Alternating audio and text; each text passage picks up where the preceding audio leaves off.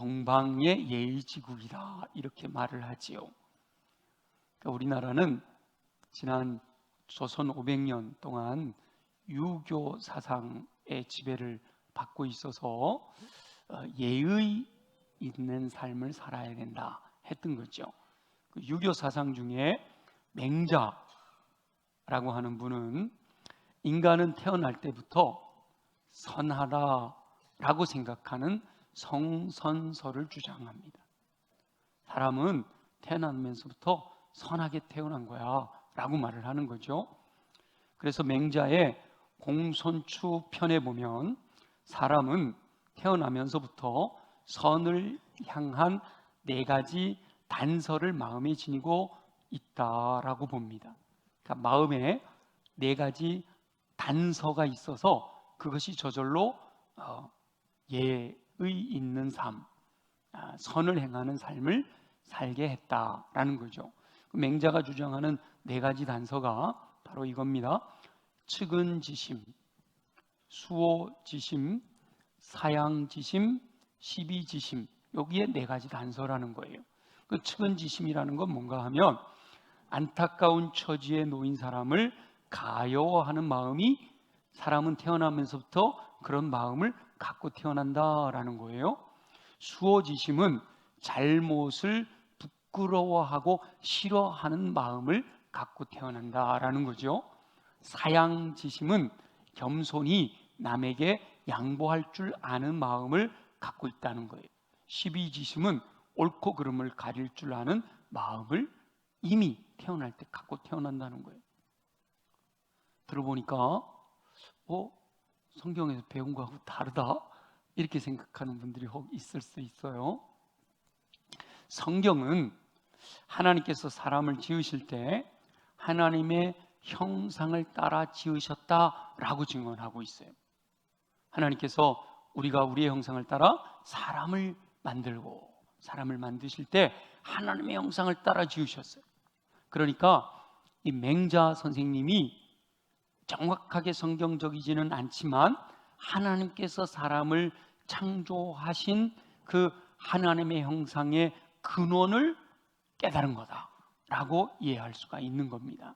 그러니까 맹자 선생님이 말씀하시는 그 4가지 단서, 사람의 본성이 선하다라고 하는 것은 타락한 이후의 본성을 얘기하는 게 아니라 하나님의 형상을 따라 지어진 원래의 본성을 통찰한 거다라는 거죠. 그런데 안타까운 것은 하나님의 형상을 따라 지음받은 사람이 불신과 교만과 불순종으로 인해서 하나님으로부터 단절됐어요. 하나님으로부터 분리되었습니다. 하나님으로부터 분리된 사람은 전적인 타락으로 인해서 그 하나님의 형상을 상실한 거예요. 그래서 하나님의 형상, 그 본래의 선한 것들을 상실해 버렸어요. 그래서 하나님의 형상을 잃어버린 사람은 본래 사람의 모습을 상실하고 전적으로 타락한 본성을 따라 살게 되는 거죠. 그래서 지금 우리 눈에 보여지는 사람들은 선을 행하는 자가 없나니 하나도 없다고. 부끄러움도 모르고 말이죠. 옳고 그른 것도 알지 못하고 사람을 불쌍히 여길 줄도 모르고 그냥 속에서 시기와 질투와 서로 자기 잘났다고 하는 이런 악한 것들만 가득한 모든 사람이 죄를 범하였음에 하나님의 영광에 이르지 못하였다라는 모습으로 살아가고 있는 거죠. 그런데 원래는 말이죠, 맹자가 통찰했듯이 사람들은 하나님의 형상을 따라 지음받았고 그 성품을 따라 살아야 하는 존재였단 말이죠. 원래는 아담과 하와는 원래 하나님의 성품을 따라 지음받아서 맹자 선생님이 통찰한 그런 모습으로 살아야 되는 것이 맞단 말이에요. 그런데 죄로 말미암아 타락하게 돼서 그걸 잃어버렸던 거죠. 근데 감사하게도 전적으로 타락했던 죄인을 예수 그리스도의 보혈의 은총으로 인해 구원하셨다는 거예요. 회복시켜 주셨다는 거예요. 영접하는 자, 곧 그 이름을 믿는 자들에게는 하나님의 자녀가 되는 권세를 주셨어요. 그래서 하나님의 형상을 회복한 거죠.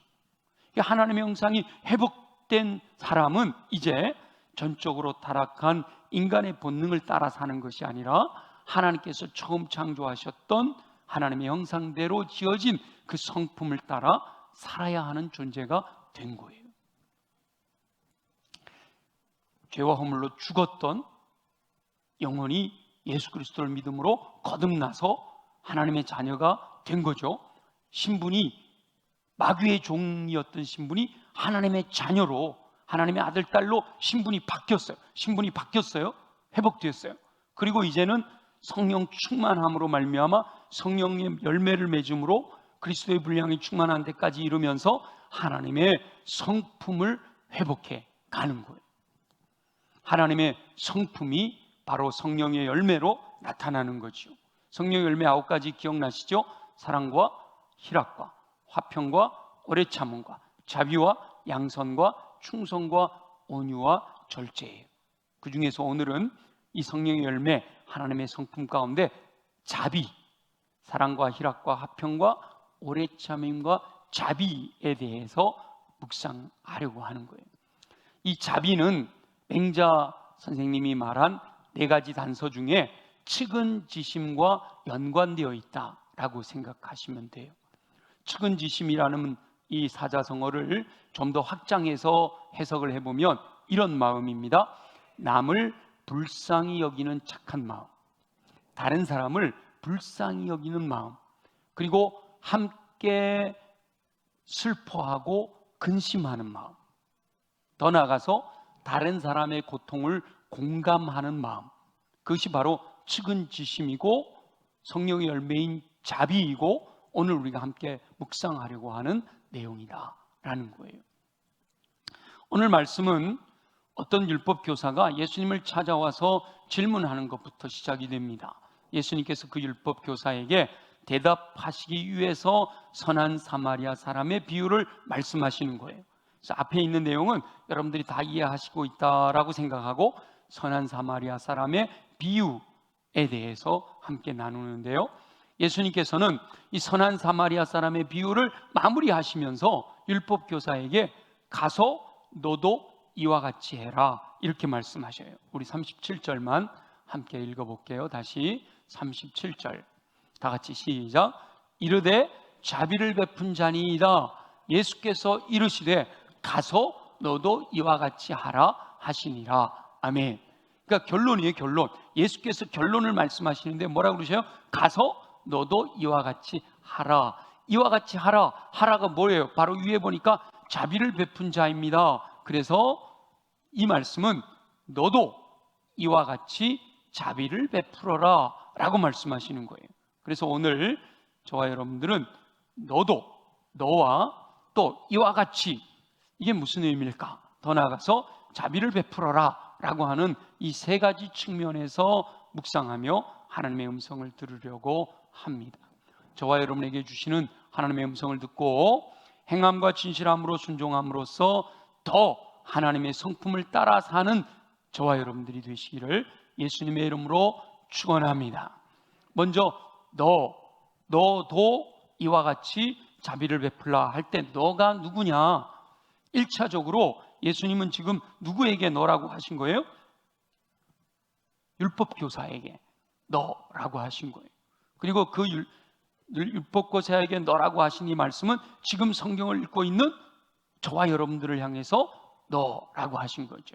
그러면 여기서 예수님이 말씀하신 율법 교사와 저와 여러분들은 오늘 본문에서 나오는 등장인물들 중에 어떤 사람에게 해당이 될까? 그것은 바로 강도 만난 자에게 해당이 된다라고 하는 거예요. 예수님께서는 선한 사마리아 사람의 이야기를 들려주셨어요. 예루살렘에서 여리고로 내려가는 도중에 강도를 만나 모든 것을 빼앗기고 얻어맞아 거반 죽게 된 어떤 사람이 있었다라는 것으로 비유를 시작하시는 겁니다. 바로 저와 여러분이 그 강도 만난 자와 같다라는 거예요. 그냥 버려두면 죽을 수밖에 없는 존재라는 겁니다. 율법 교사도 자기 잘난 것처럼 이야기하고 있지만 결국은 예수님이 너도 강도 만난 자야 라고 말씀하고 있는 거예요. 모든 사람은 강도 만난 자로서 예수님의 자비를 기다리고 있는 존재라는 겁니다. 그 사실을 깨달아야 자신의 교만을 내려놓고 예수님께로 나올 수가 있는 거예요. 스스로는 전혀 구원받을 수 없는 존재였다는 거죠. 그런데 예수 그리스도의 자비로 말미암아 구원의 은총을 받았다라는 사실을 깨달아야 된다는 거예요. 여러분, 산길을 가다가 강도 만났어요? 옷도 벗기고 다 뺏겼어요. 얻어맞아서 겁 안 죽게 됐어요. 가만 내비두면 어떻게 되죠? 진짜 죽는 거죠. 그죠? 그런데 마침 거기에 선한 사마리아 사람이 그를 구원해 주는 거예요. 그 강도 만난 자, 죽게 된 멸망길로 갈 수밖에 없는 존재, 그가 바로 율법 교사이며 저와 여러분이다 라는 사실이에요. 내가 무엇인가를 할 수 있는 존재가 아니라 아무것도 할 수 없는 죽은 죄와 허물로 죽은 존재라는 사실을 겸손하게 인정할 때 예수 그리스도의 구원의 은총이 더 크고 놀랍게 다가오게 되는 거죠. 자기를 옳게 보이려고 하는 시도를 내려놔야 되는 거예요. 근데 이 율법 교사는 자기를 옳게 보이려고 예수님과 대화를 시작한 거죠. 누군가를 도울 수 있는 의로운 존재가 아니다라는 사실을 인정해야 됩니다. 오직 은혜가 아니면 구원받을 수 없는 존재임을 깨달아야 된다는 거예요. 저와 여러분들은 오늘 내가 바로 강도 만난 자라는 사실을 깨달아서 오직 예수님께서 베푸시는 자비로만 회복될 수 있음을 확신하고 언제나 예수님만 의지하며 살아가는 삶이 되시기를 예수님의 이름으로 축원합니다. 나는 강도 만난 자다. 죄와 허물로 죽었던 존재단 말이죠. 그런데 이와 같이 예수님께서 저와 여러분들에게 자비를 베풀어서 살려주셨다는 거예요. 사마리아 사람, 선한 사마리아 사람의 비유를 보면 제사장도 강도 만난 자를 그냥 지나가고 레위인도 그냥 지나가지만 모든 유대인이 멸시하는 사마리아인이 여행하는 중에 거기 이르러서 강도 만난 자의 상태를 보고 불쌍히 여겼다. 사마리아 사람도 그냥 지나가도 누가 뭐라고 안 하잖아요. 그런데 그 사람을 보고 불쌍히 여기는 마음이 맹자 선생님 표현에 의하면 측은지심이 생긴 거죠. 성령의 열매로 따지면 자비의 마음이 생겨난 거예요. 그래서 이 사마리아 사람이 강도 만난 자를 불쌍히 여기고 그에게 가까이 다가가서요, 기름과 포도주를 상처에 붓고 상처를 싸매주고요, 그리고 자기 짐승에 태워서 주막으로 데리고 갔어요.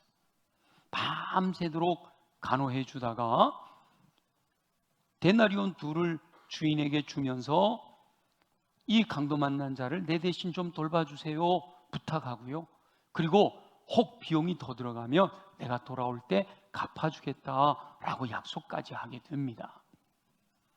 그리고 예수님께서 율법교사에게 바로 그 사마리아 사람이 행한 것처럼 너도 이와 같이 자비를 베풀어라 이렇게 말씀하시는 거죠.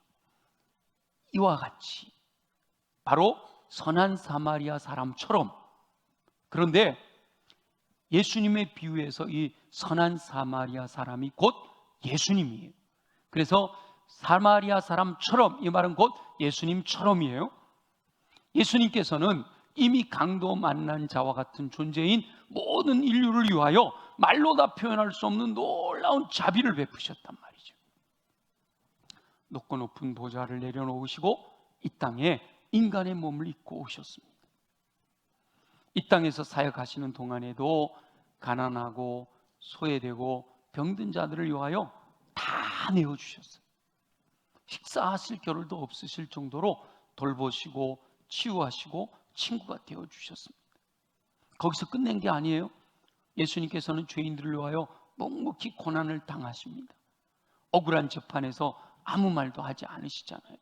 채찍을 맞으실 때에도 십자가에 못 박히실 때에도 묵묵히 이겨내셨어요. 다 주셨어요. 뭐 포도주와 기름 정도가 아니에요. 생명을 내어주셨어요. 하나님께서 외면하실 때는 절규하셨지만 끝까지 십자가를 지셨단 말이죠. 낮아지고 섬기셨을 뿐만 아니라 죽기까지 복종하시며 모든 인류의 죄의 삭을 감당하셨어요.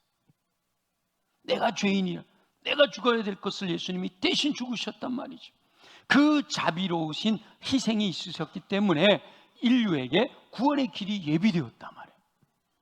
강도 만난 자 같은 존재인 저와 여러분을 위하여 선한 사마리아 사람으로서 예수님께서 놀라운 자비를 베푸심으로 저와 여러분을 구원에 이르게 하신 줄 믿습니다. 그렇게 구원해 주셨을 뿐만 아니라 예수님은 죽음을 이기고 부활하셨잖아요. 그리고 하나님의 나라로 승천해 가셔서 지금은 하나님 보좌 우편에서 저와 여러분을 위하여 지금도 중보하고 계시고요. 그리고 보혜사 성령님을 보내주셔서 임마누엘의 은총을 베푸셔서 지금도 성령님이 저와 여러분과 함께 하시면서 우리를 돕도록 역사하고 계시고, 결국은 재림하셔서 영원한 천국으로 인도하실 것을 약속하셨단 말이죠. 이게 지금 선한 사마리아 사람이 강도 만난 사람에게 베푸는 자비와 예수님께서 강도 만난 자인 허물과 죄로 죽은 저와 여러분에게 베푸시는 자비가 같은 것으로 비유되고 있는 거예요.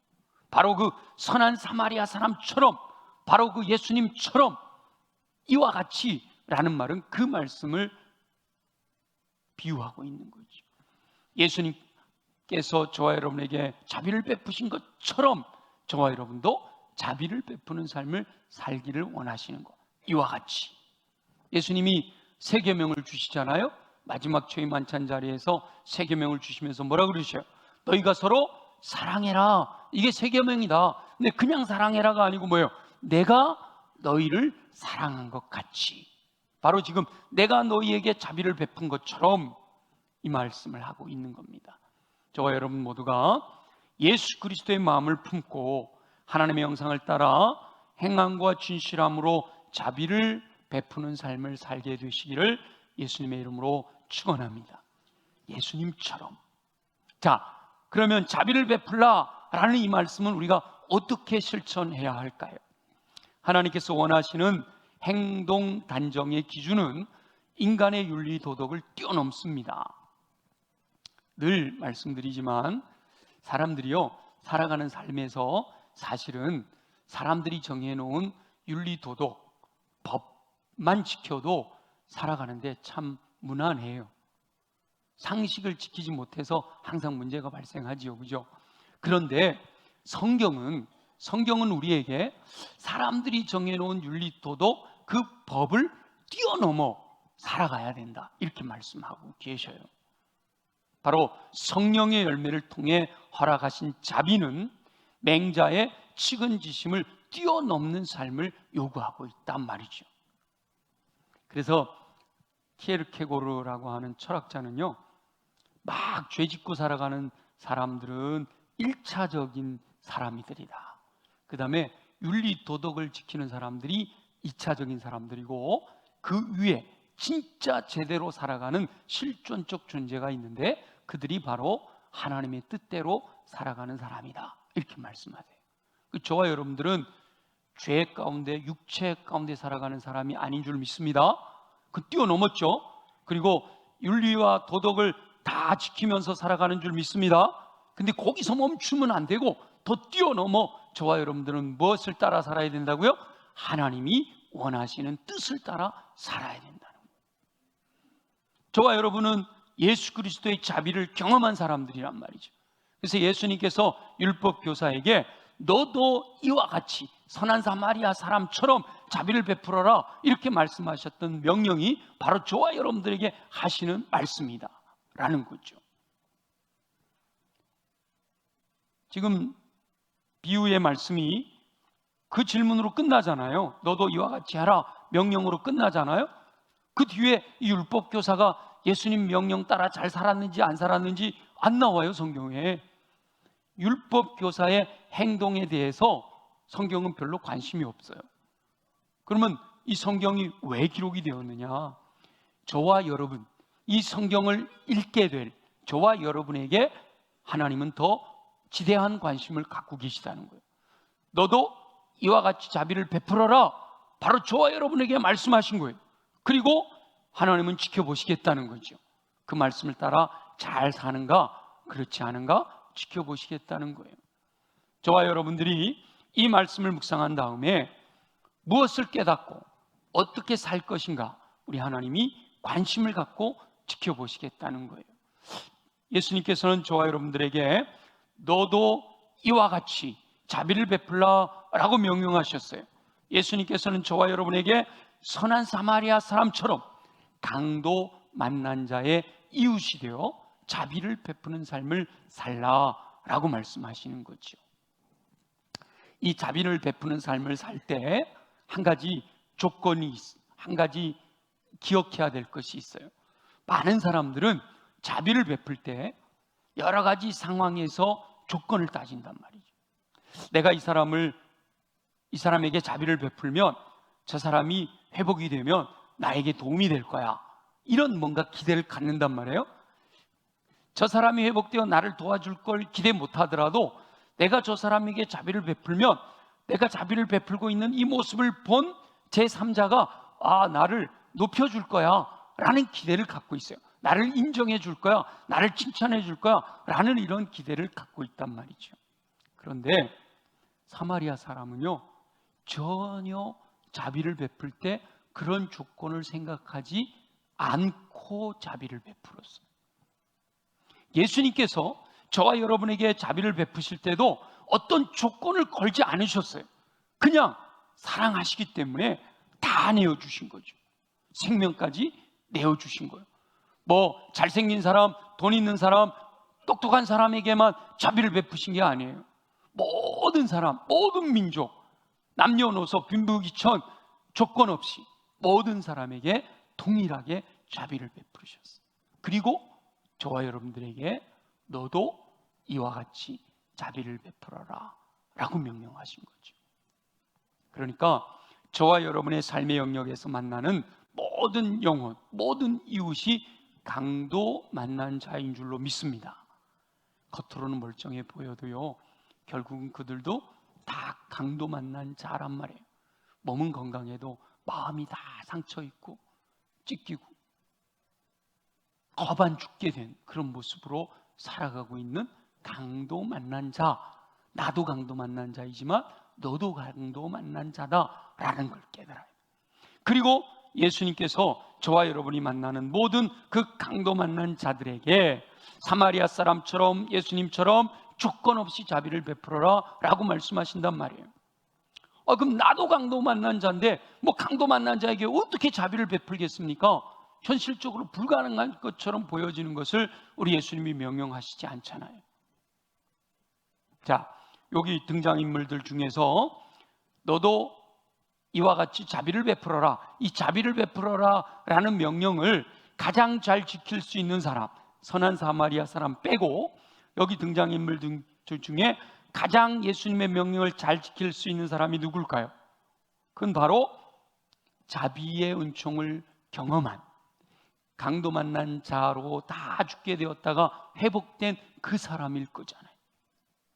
강도 만난 자가 깨어나서 이 모든 사실을 알게 되었을 때 그 사람은 사마리아 사람에게 그 베푼 자비로 인해서 너무 감사한 마음을 갖게 될 거잖아요. 그래서 할 수만 있으면 그 선한 사마리아 사람에게 은혜를 갚으려고 할 거예요. 근데 선한 사마리아 사람에게 은혜를 갚을 수 없으면 내 주변에 나처럼 이 어려움을 당하고 강도 만난 자가 있으면 그 사람에게 그 사랑을 흘려보낼 거야. 그 자비를 흘려보낼 거란 말이죠. 자, 저와 여러분이 예수님께서 베푸신 놀라운 자비를 진실로 깨닫게 되면 예수님께서 명령하신 대로 내 주변의 이웃, 강도 만난 자에게 자비를 베풀 수 있는, 그 명령에 순종할 수 있는 힘을 얻게 된단 말이죠. 예수님의 또 다른 비유에 보면 어떤 사람이 1만 달란트 빚을 졌어요. 근데 도저히 갚을 수가 없잖아요. 그래서 임금님이 그 1만 달란트 없었던 걸로 해줄게 하고 탕감을 해줬단 말이죠.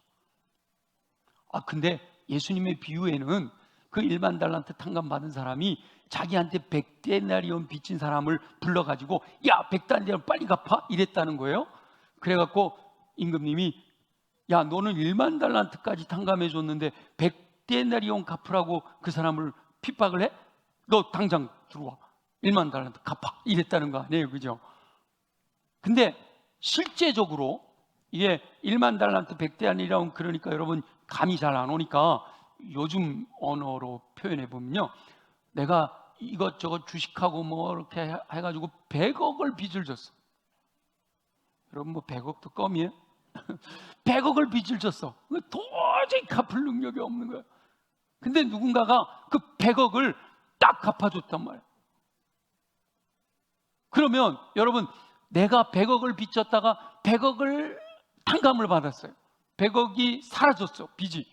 그러면 나한테 10만 원 빚진 사람이 있으면 여러분 그 10만 원 빚진 사람 불러가지고 야 10만 원 빨리 갚아, 여러분 그러시겠어요? 그럴 사람? 아이 사실은 하나도 없어, 그죠? 실제적인 상황에서 100억을 탕감받았으면 10만 원 정도 야 그거 없었던 걸로 해줄게, 그게 당연한 거예요, 그죠? 근데 그 당연한 걸 안 하고 있어서 문제라는 거 아니에요. 저와 여러분들이 강도 만난 자로 죄와 허물로 죽었는데 예수님이 우리를 위하여 십자가에서 죽으심으로 1만 달란트, 도저히 갚을 수 없는 것을 갚아주셨잖아요, 대신. 그러면 우리가 우리에게 죄 지은 자를, 예수님께서 우리의 죄를 용서해 주신 것처럼 내가 다른 사람의 죄를 용서하게 해달라고 주기도문으로서 늘 기도하는데 실제로 용서해 줘요, 안 해줘요? 50%는 해준다 그러고 50%는 못 해준다 그러고. 지금 그 얘기를 하고 계신 거예요. 자비를 베풀어라.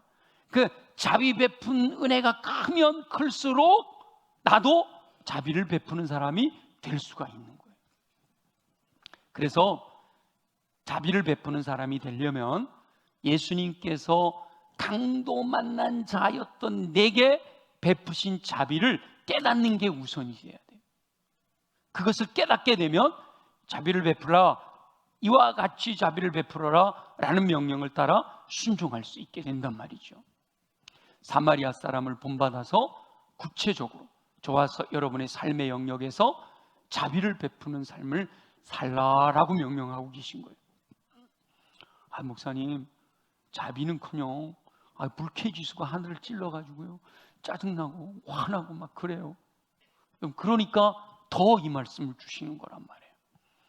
우리 주변에 강도 만난 자는 저 멀리 있는 저 노숙자만 강도 만난 자가 아니에요. 내 남편이 강도 만난 자예요. 아멘입니까? 내 아내가 강도 만난 자예요. 아멘이에요? 별로 아멘이 아니에요. 강도야? 내 아내가 강도고 내 남편이 강도예요? 아니에요. 나도 강도 만난 자고 내 아내도 내 남편도 부모님도 자녀도 다 강도 만난 자인 줄로 믿으시기 바랍니다. 강도 만난 자이기 때문에 자비를 기다리고 있는 분들이란 말이에요. 내가 바로 자비를 베풀어야 될 대상이란 말이죠. 그분들이 불쾌지수가 높아져도 우리는 그들을 불쌍히 여겨야 돼요.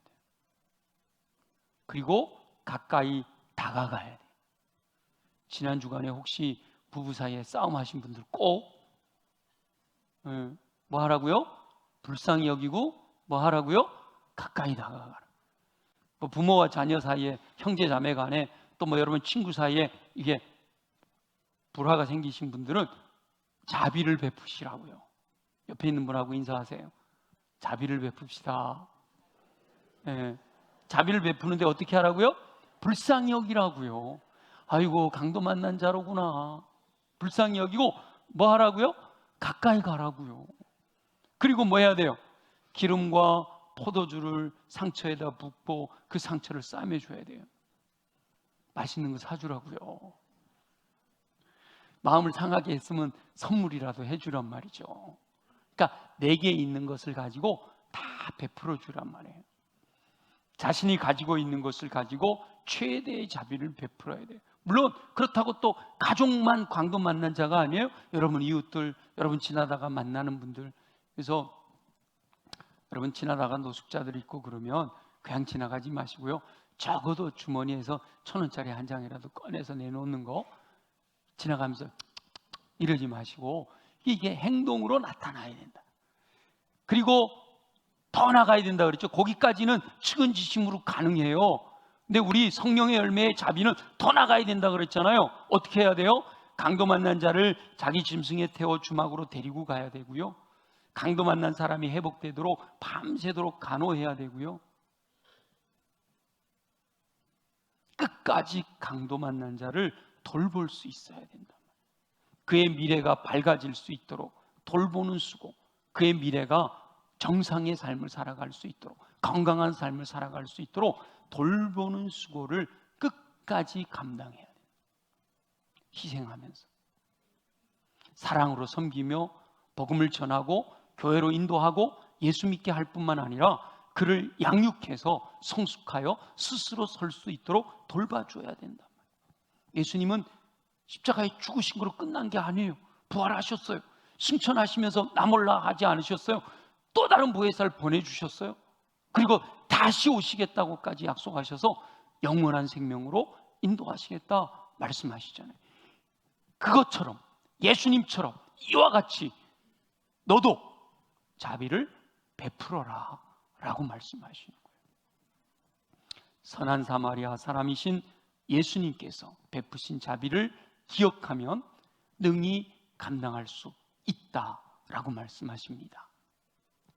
강도 만난 자인 저와 여러분에게 예수님께서 엄청난 자비의 은총을 베푸셨음을 깊이 깨닫고 그 은혜로 인하여 하나님의 형상이 회복된 것을 확신하는 저와 여러분 되시기를 예수님의 이름으로 축원합니다. 그렇게 하나님의 형상이 회복된 저와 여러분이 성령의 열매를 풍성히 맺게 되는 그런 삶을 통해서 너도 이와 같이 자비를 베풀라라는 이 명령을 따라 저와 여러분의 삶의 모든 영역 속에서 행함과 진실함으로 자비를 베풀며 순종하는 삶을 살게 되시기를 예수님의 이름으로 축원합니다.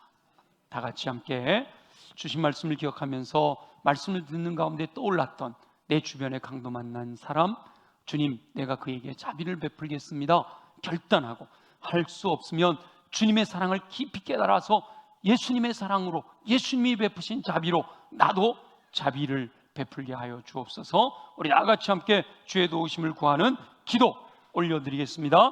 모든 성도들이 예수님처럼 조건 없이 자비를 베푸는 삶 살기 원하시는 우리 주 여호와 아버지 하나님, 스스로 강도 만난 자임을 깨닫게 되기를 소망합니다. 강도 만난 자처럼 희망 없는 영혼에게 구원의 은총을 베푸셨으니 감사합니다. 높고 높은 보좌 버리시고 이 땅에 낮은 자의 모습으로 오셨으니 감사합니다. 이 땅에서 사역하실 동안에도 조건 없이 자비를 베푸셨음을 묵상합니다.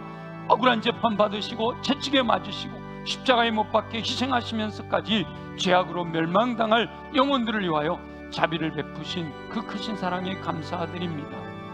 죽으신 것으로 끝나는 것이 아니라 부활하시고 승천하신 것으로 몰라라 하시 아니하고 보혜사 성령을 보내주시고 그리고도 다시 오셔서 예수님 계신 곳에 우리를 인도해 주실 것을 약속해 주시니 감사합니다.